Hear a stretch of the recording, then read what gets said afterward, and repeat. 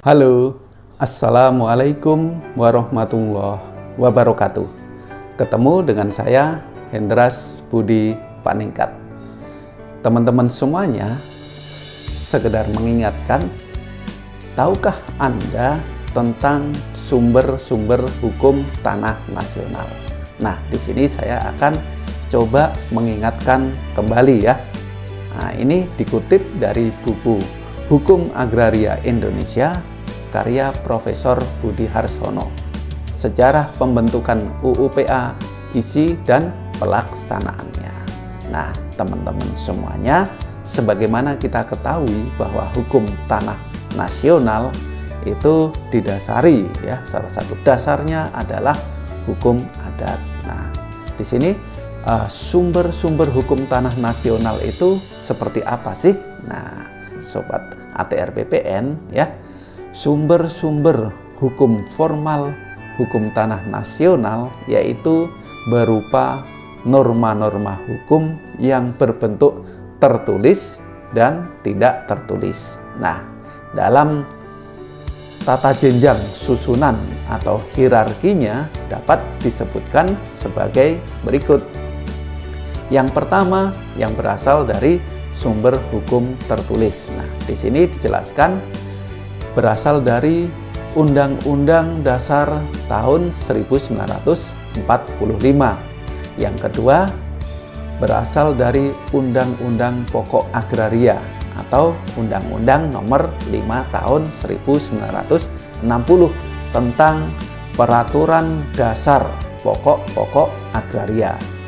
Sehingga itu menjadi dasar ya sumber hukum tertulis kita. Sampai saat ini UUPA tidak atau belum direvisi ya. Lalu yang ketiga, peraturan pelaksana UUPA. Nah, yang keempat, peraturan yang bukan pelaksana UUPA yang dikeluarkan sesudah tanggal 24 September tahun 1960 karena suatu masalah perlu diatur. Misalnya Undang-Undang Nomor 51 PRP tahun 1960 tentang larangan pemakaian tanah tanpa izin yang berhak atau kuasanya. Lalu yang terakhir ya, berdasarkan buku Prof. Budi Harsono, yaitu peraturan lama yang untuk sementara masih berlaku berdasarkan ketentuan pasal peralihan ini.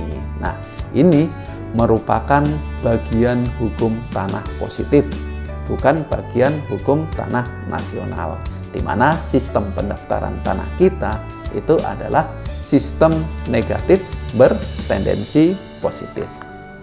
Nah, yang kedua, saya ingatkan kembali, yang berasal dari sumber-sumber hukum yang tidak tertulis. Nah, ini ada dua ya, yaitu yang pertama berasal dari norma-norma hukum adat ya, norma-norma hukum adat yang sudah disanir menurut ketentuan sebagaimana pasal 5, 56 dan 58 UUPA. Lalu yang kedua, hukum kebiasaan baru termasuk jurisprudensi dan praktik administrasi yang sering dilakukan ya, praktik administrasi yang sering dilakukan. Nah, itu saja yang bisa saya sampaikan dalam video singkat ini. Terima kasih, semoga bermanfaat. Saya Hendras Budi Paningkat. Assalamualaikum warahmatullahi wabarakatuh.